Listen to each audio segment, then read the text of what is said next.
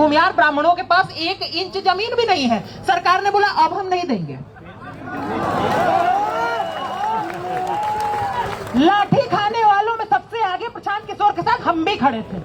सवाल ये है कि गरीबी का उन्मूलन करना है, सही बात है। ऐतिहासिक रूप से पिछड़ों लोगों को राष्ट्रपति जितना आगे बैठा देना है, ये भी सही बात है। लेकिन जाति के आधार पर देख करके बैठाइएगा, आर्थिक आधार पर देख करके नहीं बैठाइएगा, ये कैसी बात होती है। हर्ष दुबे गरीब होकर के भी ब्राह्मण के रूप में अगड़े मान लिए जाएंगे। आदित्य राज सिंह गरीब होकर के भी दिल्ली आने का पैसा भले नहीं होगा, लोन लेकर के आएंगे, लेकिन फिर भी अमीर मान लिए जाएंगे। ऑटो में बैठ के आएंगे, संपन्न सवर्ण मान लिए जाएंगे, लेकिन राष्ट्रपति द्रौपदी मुर्मू के बच्चों को आईएएस के एग्जाम में आरक्षण दे दिया जाएगा। ये व्यवस्था चल रही है, या मजाक चल रहा है? भाई मेरा एक अंतिम सवाल है, मान लेते हैं 5000 साल तक शोषण हो ही रहा था, मैं मान लेता हूं। आपने कहा आदित्य राज सिंह के परिवार के लोग मेरा शोषण कर रहे थे। आदित्य राज सिंह हाथ जोड़ के समाज के बीच में खड़े हैं। आप बताइए मेरे पूर्वज का नाम क्या था जो शोषण कर रहे थे? हम माफी मांगेंगे आपके सामने। केवल हवाबाजी पे हवाबाजी चलता चला जा रहा है। वो प्रधानमंत्री मोदी जो सामान्य वर्ग में जन्म लेते हैं, 1992 में जिसकी जाति को ओबीसी में डाल दिया जाता है, संसद में खड़े होकर के कहते हैं मैं तो अति पिछड़े समाज से आता हूं।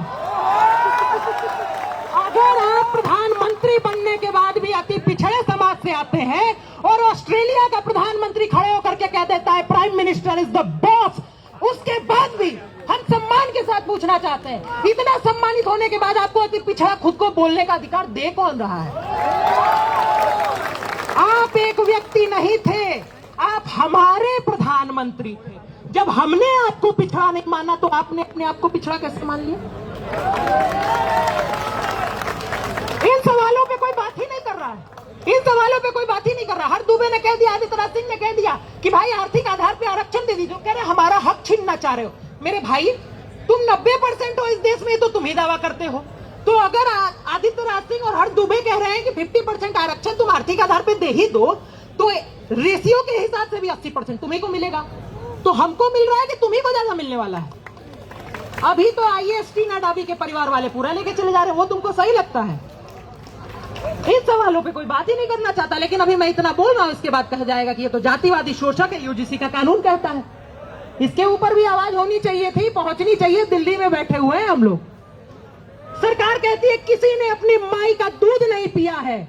ये एनडीए की सरकार है। आरक्षण कोई हटवा के नहीं देख सकता, आरक्षण पे बात नहीं कर सकता। तो आदित्य राज सिंह अपने पूर्वजों के योगदान की सौगंध खा के कहते हैं 1 महीने पहले दूध मुंह बच्चों ने हलक में हाथ डाल के इस्तीफा निकाल दिया। 1 महीने पहले।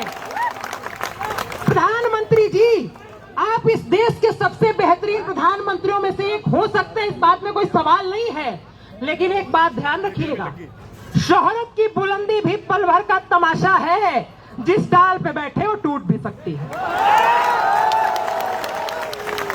ध्यान रहे, एक छोटी सी मांग को लेकर के हम लोग यहाँ आए हैं। हमारा देश है। आप कह रहे हैं 5000 साल तक तुम ही राजा हुआ करते थे। आपने कहा देश महत्वपूर्ण है, हमने कहा 550 रियासतें ले लो, लेकिन देश नहीं टूटना चाहिए। हमने कहा मेरे भाई, एक सीट जो तुमको आरक्षण में लोकसभा में मिल जाती है, वो छोड़ के किसी गरीब दलित को दे दो। तुम कहते हो नहीं, वो हम नहीं दे पाएंगे। ये कौन सा लोकतंत्र है? ये कौन सा मजाक आप लोगों ने इस देश की व्यवस्था का बना रखा है? ये अधिकार आपको हम भी नहीं दे सकते, क्योंकि हमारे पूर्वज इस देश के शासक हुआ करते थे। हमारे अंदर भी शासकों वाला खून है। आपका शोषण नहीं होना चाहिए। और अगर शोषण करना होता तो आचार्य चाणक्य ने खुले तौर पे कह दिया था पाटलिपुत्र में कि जो हाथ शस्त्र चलाना सिखा सकते हैं वो सर काट भी सकते हैं। उसके बाद भी, इस पे ताली नहीं बजाना था, उसके बाद भी एक धनानंद को उतार के पिछड़े समाज के चंद्रगुप्त मौर्य को बैठाया था। अखंड भारत का पहला राजा आचार्य चाणक्य भी हो सकते थे। ये समझने की जरूरत है। हमने इस देश के लिए त्याग किया है। और जब कहा जाता है कि आप अपने नाम से आदित्य त्यागी हटा दीजिए, नहीं हटा सकते हैं मेरे भाई। उसी वजह से जीते हैं। मौलिक कर्तव्य कहता है अपने देश की संस्कृति विरासत पर गर्व करना आपका कर्तव्य है। ध्यान रखिएगा, किसी को घमंड नहीं होना चाहिए। इंदिरा जी को हुआ था, Indira is India, India is Indira, तोड़ दिया गया। हमारे आपके पूर्वज ही वहां भी मौजूद थे। दलितों ने कहा हमारा शोषण हुआ है, आरक्षण दे दो। पंडित नेहरू पंडित हुआ करते थे, बोले ले जाओ, तुम्हारा शोषण नहीं होना चाहिए। तुमने कहा पिछड़ों का भी हुआ, उन्हें क्यों नहीं मिलेगा? बीपी सिंह ने कहा क्यों नहीं मिलेगा, जाओ लेके चले जाओ, तुमको मिलना चाहिए। आज स्थिति क्या बना दी गई, हमको और आपको गाली दिया जाता है, कानून बना के शोषक बता दिया जाता है। ये नहीं होना चाहिए। सरकार की गलतफहमियां दूर होनी चाहिए। श्रद्धेय अटल बिहारी वाजपेयी जी ने एक बात कही थी, एक कह के अपनी बात समाप्त करता हूं, क्योंकि आदित्य राज सिंह महत्वपूर्ण हो सकते हैं, लेकिन उससे ज्यादा महत्वपूर्ण ये श्रद्धेय अटल बिहारी वाजपेयी ने कभी कहा था कि कभी थे अकेले हुए आज इतने, नहीं तब डरे तो भला अब डरेंगे। कभी थे अकेले हुए आज इतने, नहीं तब डरे तो भला अब डरेंगे। विरोधों के सागर में जाएंगे, मौत अपनी मरेंगे।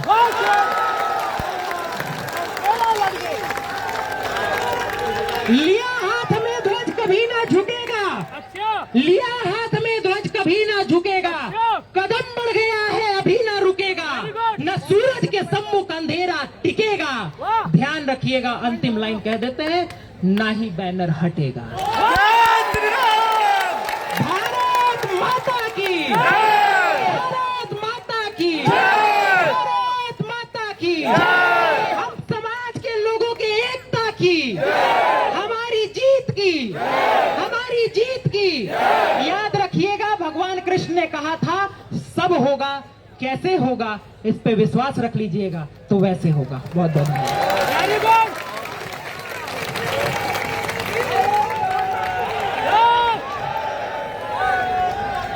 भारत माता की, भारत माता की। वंदे वंदे वंदे। तो